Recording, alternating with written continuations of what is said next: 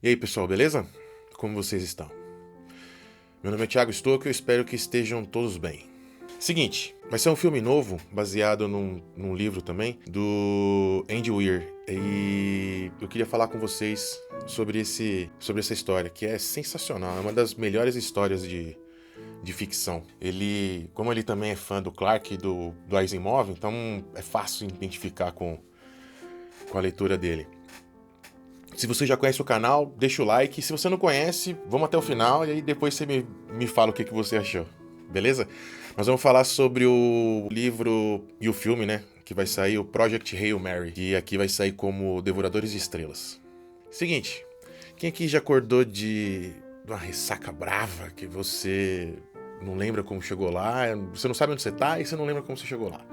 Quem nunca? E o livro começa literalmente assim. O cara, ele acorda no meio do rolê, na verdade.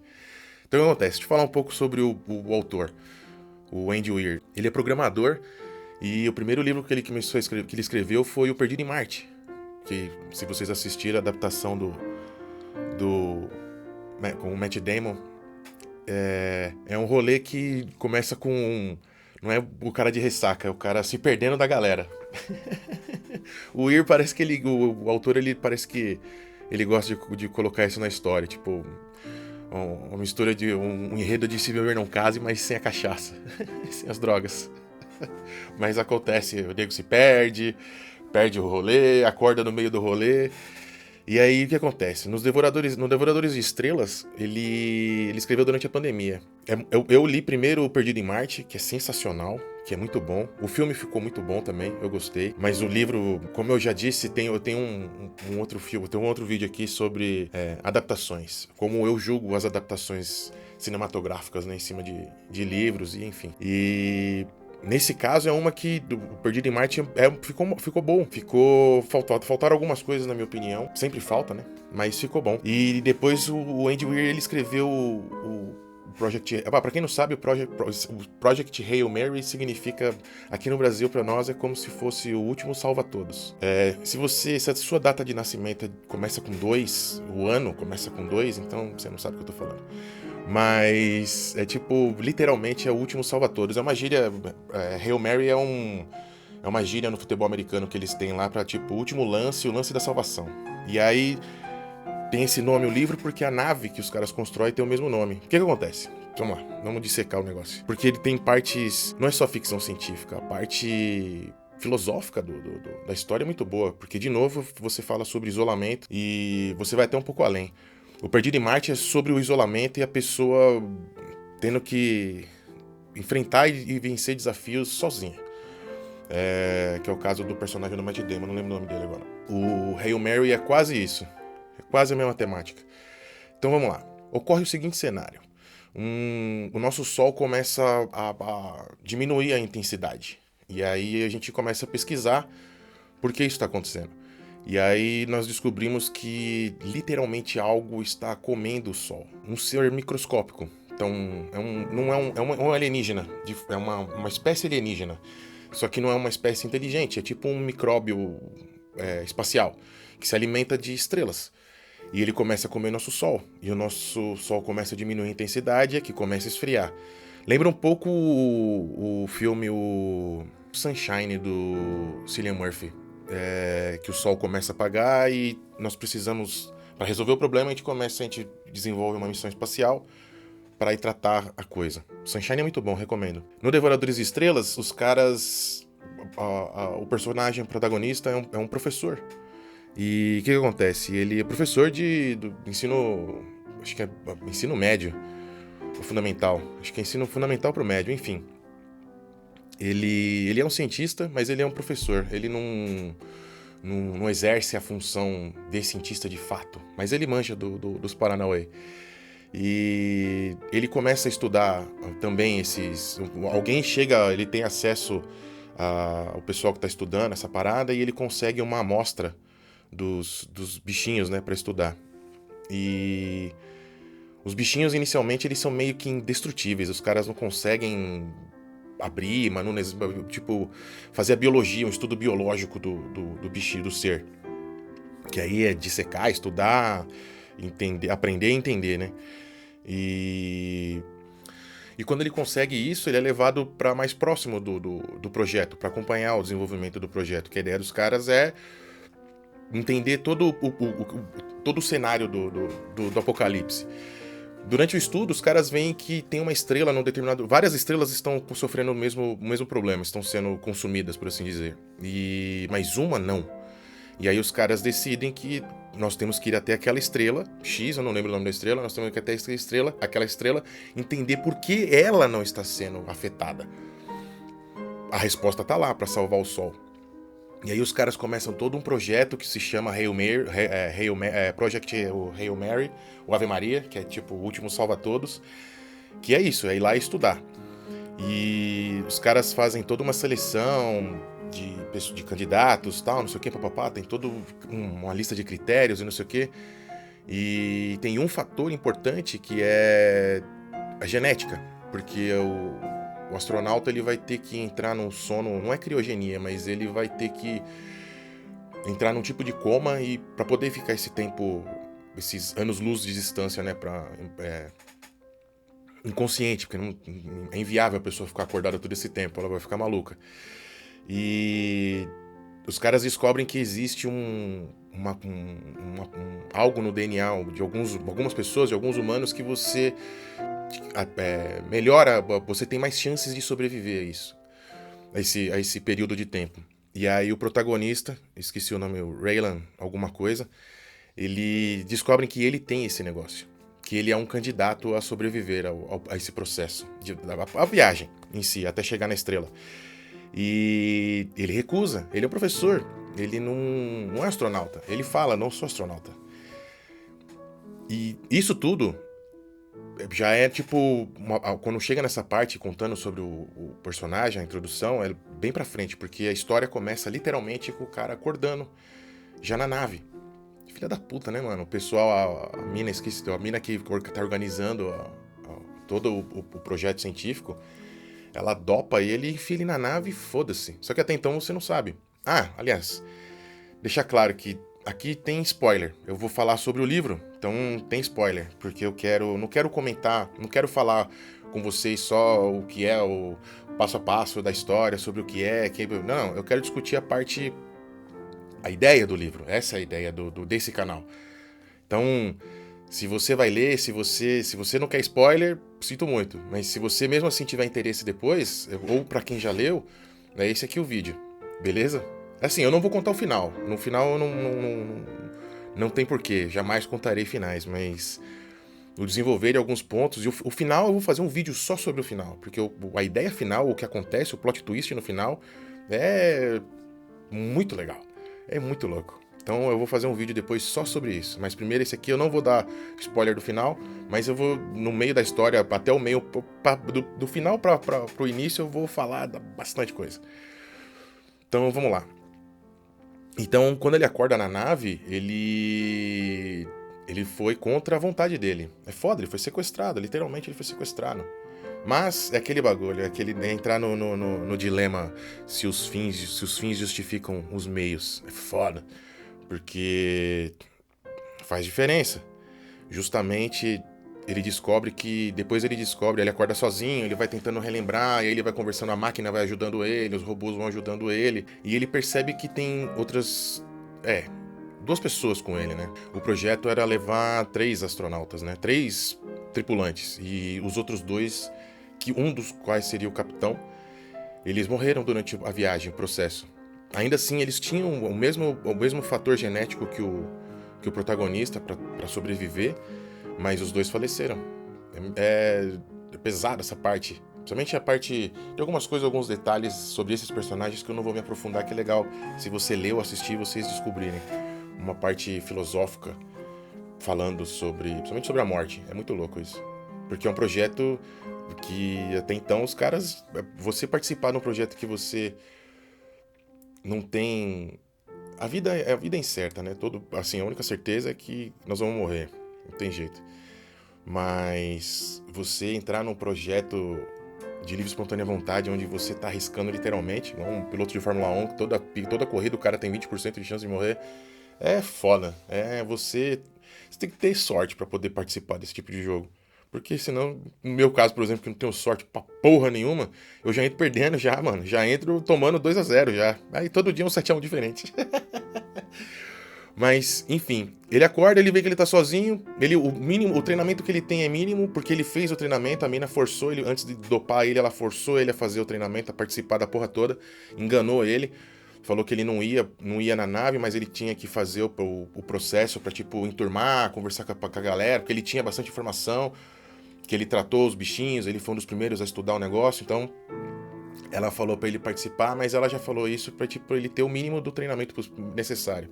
Enfim, ele acorda na nave, e aí ele se vê sozinho, e aí ele tá na missão. Aí ele fala, então beleza, então vamos aí, né? Vou fazer o quê? Não dá pra voltar? A ideia não dá pra voltar agora, vamos lá, já que eu tô aqui, vamos concluir a missão e depois eu volto pra casa. Beleza? Beleza. E ele vai, seguindo a rotina, tem vários bots, tem... o Weir, ele descreve um IA, uma linha de IA muito boa pra ajudar o cara na nave, porque pensa assim, ele com um astronauta já seria difícil. Por mais que ele seja cientista, professor, é difícil, é outra temática, é outro universo. Sozinho é mais difícil ainda. Então, o Andy Weir, o autor, ele faz questão de escrever uma ficção onde é plausível, tudo o que acontece ali é possível fazer, não é uma ficção magia, não é uma ficção incompreensível, tipo o que o Clarke fala, quando a tecnologia é avançada, não difere de magia. O Weir nem entra nesse ponto de coisas que vão além da imaginação, que poderia acontecer dentro do universo da ficção científica, mas na prática ainda não tem como fazer. Enfim, ele é detalhista com isso, então tudo o que acontece nos livros dele, no Perdido em Marte, no Artemis e no Devoradores de Estrelas, é tudo baseado em ciência possível. Então, assim, mesmo dentro de teorias, mas é algo que não foge tanto assim não é tão Lucas, não é tão hollywoodiano, né? Bom, enfim. Então, aí o cara, ele junto a nave vai ajudando o cara vai, é um sistema bem intuitivo até, e ele vai se virando. E ele chega na estrela, onde ele tem que chegar. Ele é onde ele tem que realizar o processo de análise. Quando ele chega lá, ele vê que tem outra nave lá. E aí o filme começa. A história começa, né? Porque o fato de você já tem uma afirmação de vida alienígena.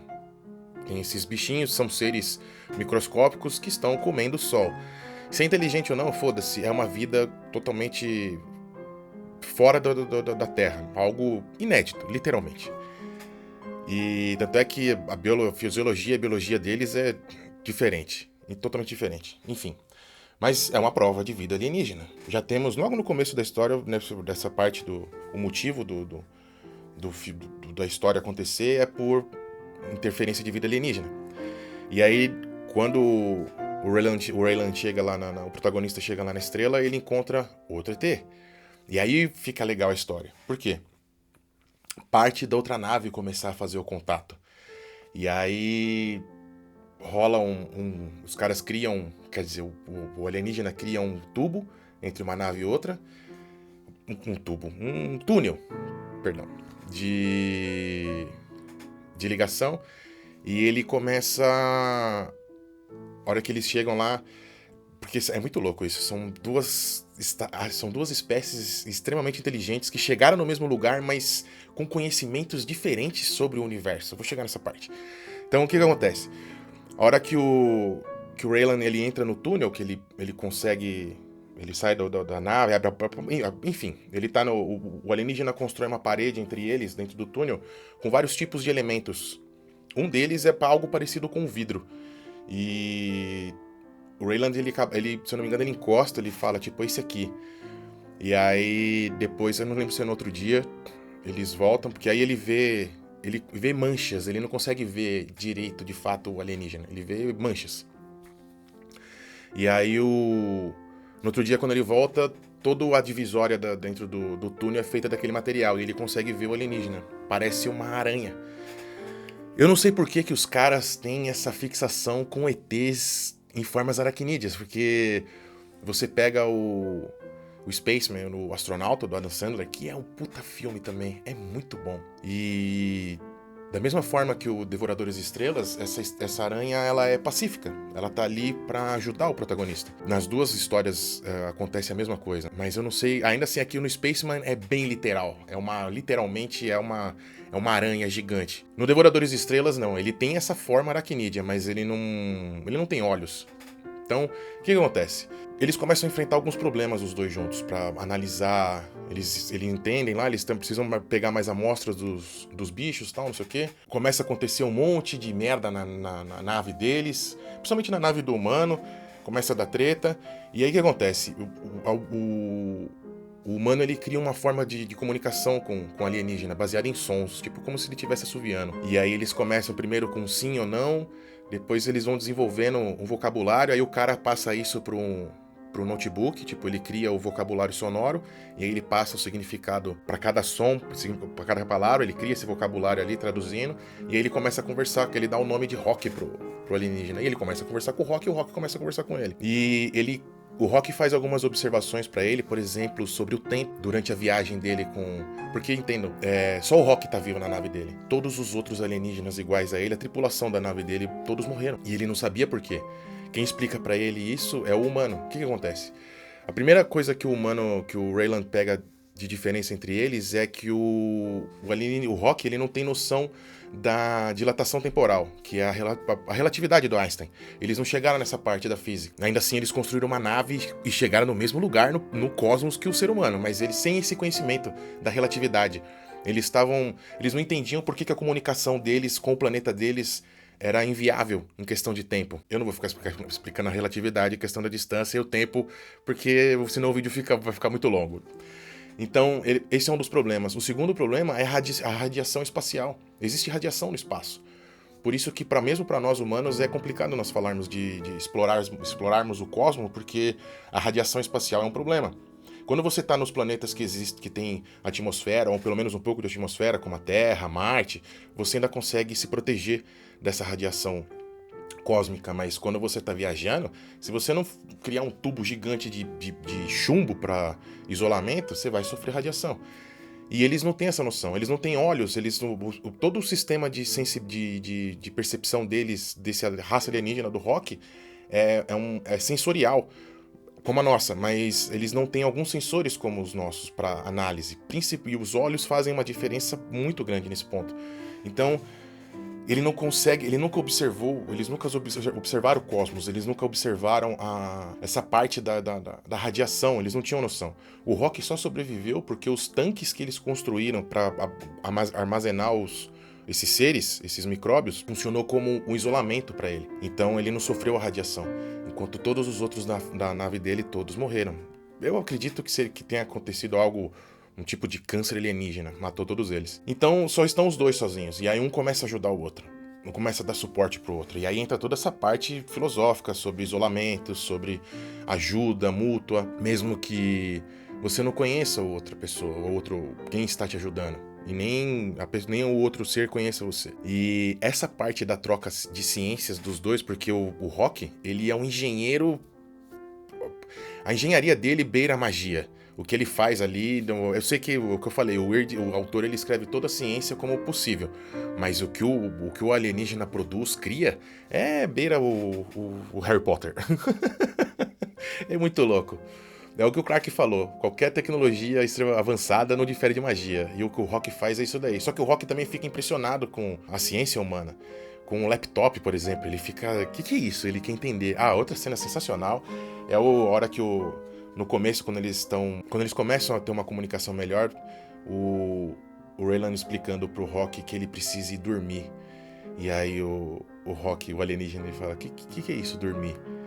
Aí o Raylan, ele para, como é que eu vou explicar pra ele que eu vou ficar ali algumas horas inconsciente, delirando, e que eu preciso e não tenho como evitar?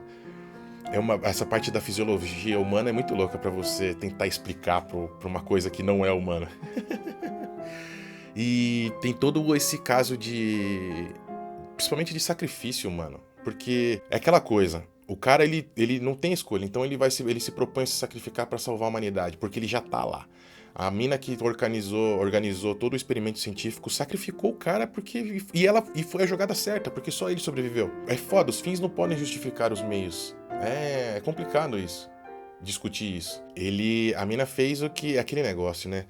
Todas as decisões, quando o pessoal fala pelo bem maior, geralmente decisões tomadas sobre essa ideia de que é pelo bem maior, geralmente não dá bom.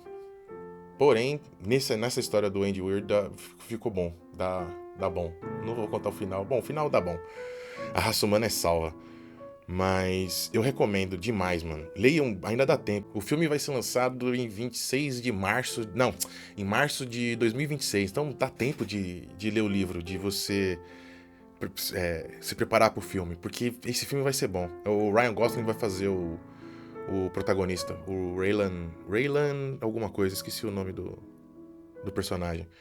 E um bagulho legal é que os direitos do filme, eles foram vendidos antes do autor terminar o livro, porque ele já tinha o sucesso do Perdido em Marte, porque ele começou a escrever, ele ainda trampava como programador, ele começou a escrever como uma web, como é que fala? Uma web store, tipo, ele ia soltando os pedaços no fórum dele, depois pediram para transformar num e-book, ele transformou num e-book, vendendo a 99 centavos, e aí o bagulho virou um best-seller e depois esqueci o nome do autor, do diretor que fez o filme, que dirigiu o filme. Acho que foi do diretor Ridley Scott, que foi quando ele voltou a fazer ficção científica, né? Ele tinha ficado alguns anos já, tinha parado.